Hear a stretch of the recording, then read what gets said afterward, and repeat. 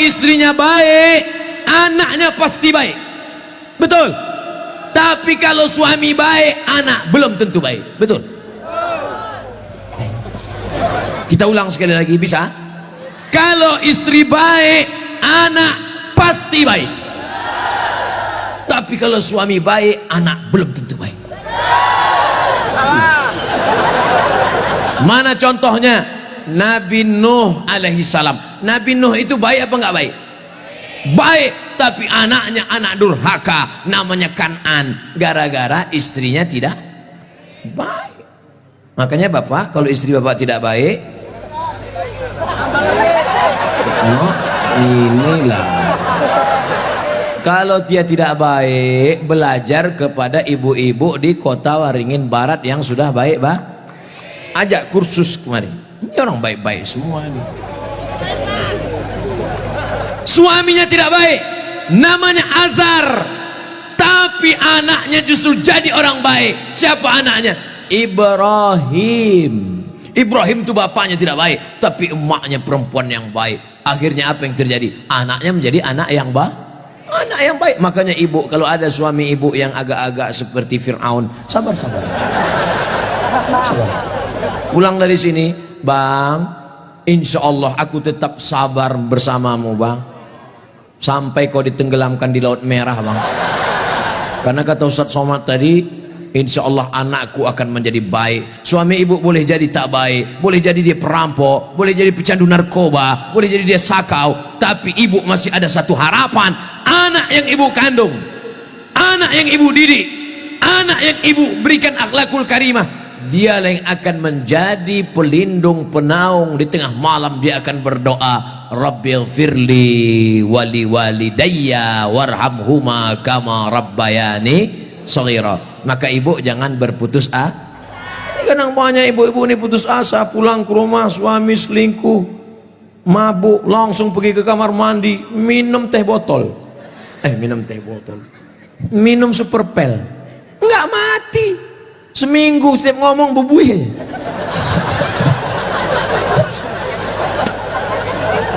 Ibu harus tegar, ibu harus kuat, ibu ada harapan. Harapan ibu siapa? Anakku akan jadi polisi, amin. Anakku akan jadi tentara, amin. Ibu sekolahkan saja anak ibu sesuai bakatnya. Perhatikan anak ini bakat. Anak saya suka main layang-layang, berarti jadi pilot helikopter.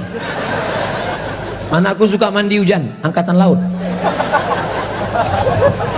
Anakku suka ngembus-ngembus semprit, dua kemungkinan, bisa jadi polisi razia, bisa jadi wasit sepak bola. Yang parkir jangan. Ibu jangan sebut tukang parkir, karena pada dasarnya kita semua ini adalah tukang parkir. Kita ini semua tukang parkir. Tirulah iman tukang parkir. Mobil mewah harga 2 miliar. Mundur betul parkir. Setelah begitu diambil mobil ini, adakah tukang parkir yang marah? Enggak ada. Ada nggak tukang parkir ngamuk-ngamuk? Kenapa mobil ini diambil? Saya sudah menjaganya 2 jam. Enggak ada. Kalaupun ada berarti gila.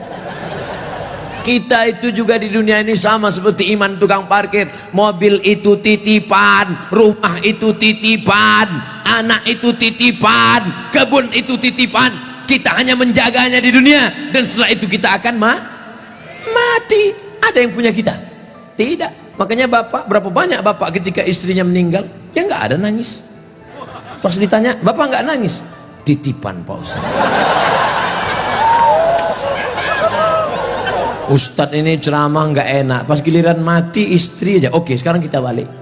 Berapa banyak ibu-ibu yang imannya sudah mantap, dia menganggap ini semua titipan, hilang tidak apa-apa, meninggal suaminya, dia tegar. Ibu nggak nangis, titipan Pak. Tapi ada satu ibu menangis, papa, jangan kau tinggalkan mama sendiri, Pak. Pas ditanya sama tetangga, ibu nangis kenapa? Warisan dikit. Tapi itu tidak ada di Kobar, jauh di sana, jauh di pinggiran-pinggiran Pangkalan Bun. Yang di sini semuanya baik-baik, betul? Ibu menerima mereka bukan karena hartanya, tapi karena mereka mampu membimbing ibu dan anak-anak mencari ridho Allah Subhanahu wa taala. Ibu yang malam ini datang menggendong anak, ibu yang malam ini datang menyusukan anak, insya Allah anak itu yang nanti akan menjadi pemimpin bangsa di masa ini.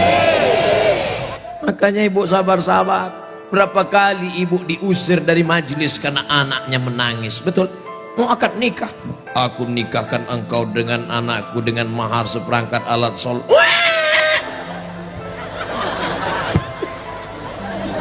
Berapa kali di majelis kematian ibu diusir, betul? Ada orang kaya meninggal, datang anaknya, mantunya, cucunya pakai baju hitam semua, nama kelompoknya Men in Black. Sudah siap-siap mau menangis bersandiwara. 1, 2, 3.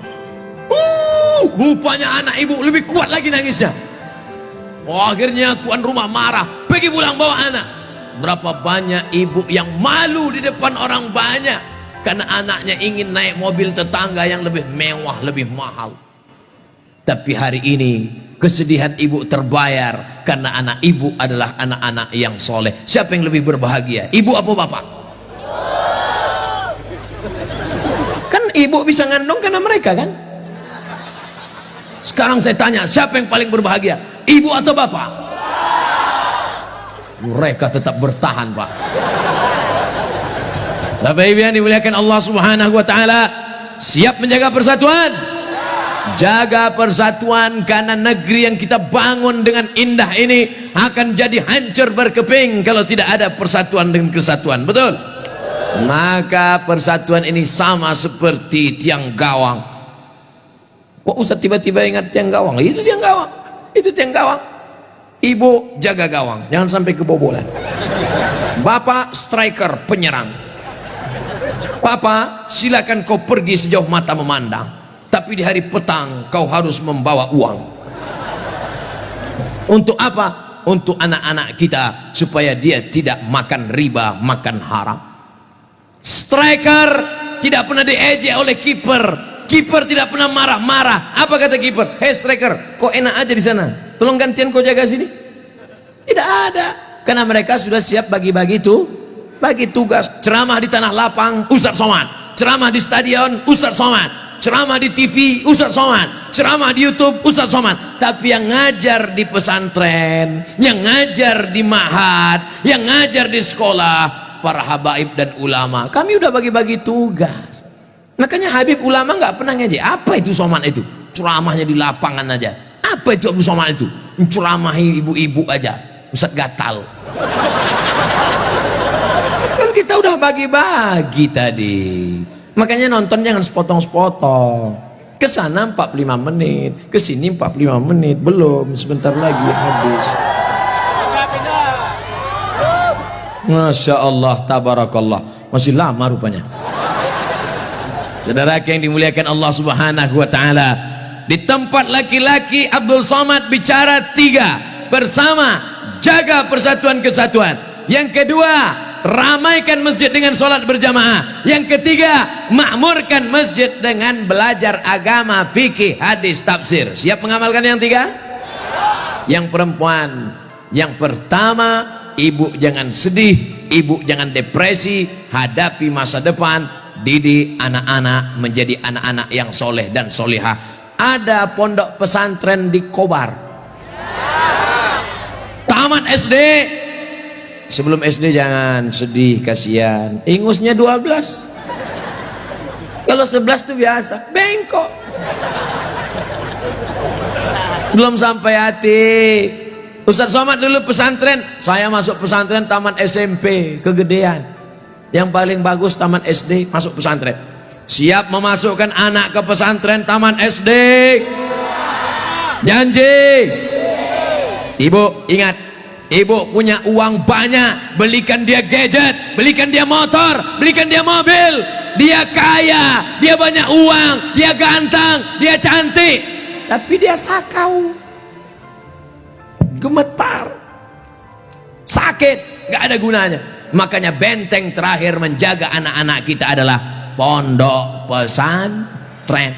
Tapi pesantren ini kadang-kadang nasib bak kerakap tumbuh di batu, hidup segan mati tak mau. Santrinya 1000, WC-nya 10. Ngantrilah santri-santri, wajahnya biru, menahan serangan. Maka ceramah saya di Palembang, Ustadz Abdul Somad, saksikan hari ini sumbangan 52 unit. 52 unit apa Kiai? WC. Mantap, bagus, itu yang perlu. Maka yang kaya-kaya datang besok pondok pesantren. Nggak ada gunanya pengajian banyak-banyak, mubazir. Innal mubazirina kanu ikhwana syayatin. Orang mubazir saudara setan. Kalau ada orang kaya tidak peduli pesantren, kalau ada orang hebat pejabat tidak peduli pendidikan agama, mubazir. Setan tidak menggoda dia lagi. Pas setan menggoda, ayo masuk neraka, kata setan, nggak usah bro, dia saudara kita. Hai bro, kata. Oleh sebab itu maka pertama yang ingin disampaikan Abdul Somad khusus kepada ibu-ibu, jangan pernah bersedih hati. Masa depanmu ada pada anak-anak. Tataplah mereka masa depan, tapi tentu dengan bahasa ibu. Bahasa ibu paling ngerti dengan anak. Jangan pulang dari sini anaknya dikumpul semua assalamualaikum. Nggak mesti diceramahi. Ibu usap kepalanya, ibu tiup-tiup. Kau akan menjadi pemimpin masa depan nak. Doa ibu luar biasa. Ibu kalau marah sama dia jangan panggil dia setan. Setan. Tuyul. Jangan panggil dia. Calon bupati kota Waringin Barat. Gitu cara manggilnya. Calon anggota DPD. Gitu. Insya Allah dia jadi nanti insya Allah. Amin. Warna ibu mulutnya luar biasa, berbisa bu. Ibu ngomong salah saja diaminkan malaikat. Maka jangan pernah bicara yang tidak baik, bicara yang baik-baik. Sampai ada seorang laki-laki di zaman Bani Israel sebelum Nabi Muhammad SAW, namanya Juraij. Siapa namanya? Juraij. Ada orang Pangkalan Bun namanya Juraij? Belum ada. Nah, ibu yang hamil-hamil nanti kasih nama anak Juraij. Hai Juraij. Kepala sekolah salah tulis George. Ibunya lewat di depan tempat ibadah Juraij. Apa kata ibunya? Ya Juraij. Juraij merasa Tuhan lebih mulia. Aku tidak perlu menyambut panggilan anak. Aku tidak perlu menyambut panggilan ibuku. Dipanggil kedua kali. Ya Juraij. Juraij mengatakan Tuhan lebih mulia. Ngapain aku menyambut ibuku? Panggilan yang ketiga. Ya Juraij. Anaknya tidak menyambut juga. Akhirnya tercetus dari mulut ibunya. Apa kata ibunya? Allahumma la tumithu hatta turihi wujuhal mumisat. Jangan matikan Juraij sebelum matanya melihat wanita tuna susila. Mohon maaf, perempuan tidak baik, PSK, WTS, entah apa lagi namanya. Dikabulkan Allah. Tidak lama setelah itu ternyata ada seorang perempuan pengembala kambing, hamil bukan kenyang. Amin. Ditangkap, ditanya, hei perempuan, siapa suamimu? Siapa yang menghamilimu?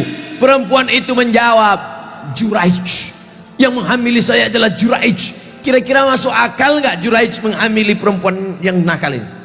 Tidak, bukan dia, tapi fitnah.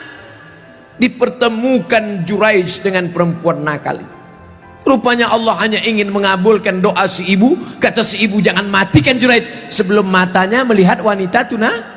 Akhirnya matanya memang betul-betul melihat wanita tuna susila.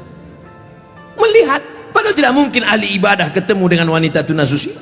Kalau Satpol PP ketemu wanita susila memang bisa. Razia maksudnya. Mohon maaf Pak Satpol PP.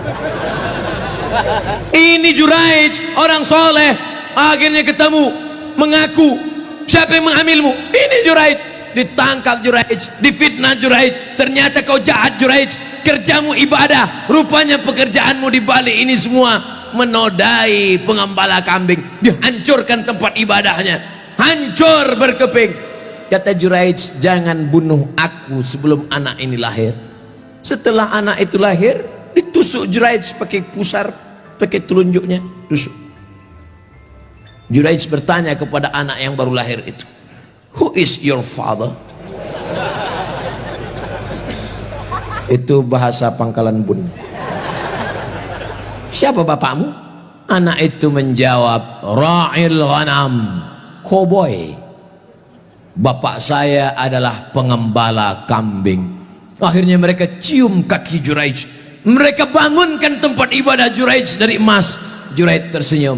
Ini skenario Allah hanya ingin menunjukkan betapa makbulnya doa seorang.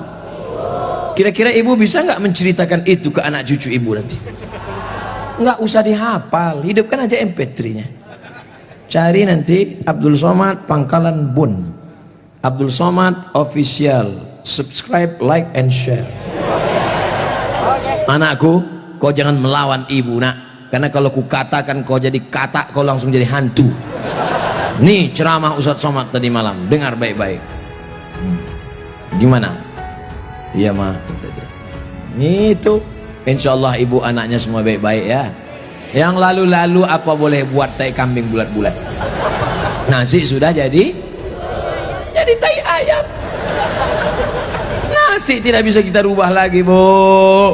Tapi yang akan datang kita perbaiki. Cucu-cucu yang sudah lahir sudah besar nggak bisa lagi. Tapi ibu punya anak perempuan, kasih tahu sama anak perempuan ibu, kamu kalau hamil banyak-banyak baca sholawat. Kalau hamil kata kiai, kata Habib, banyak-banyak baca surat Yusuf nak. Tapi dia salah sangka. Disangkanya kalau baca surat Yusuf anaknya ganteng macam Nabi Yusuf. Pas lahir hitam pesek pendek.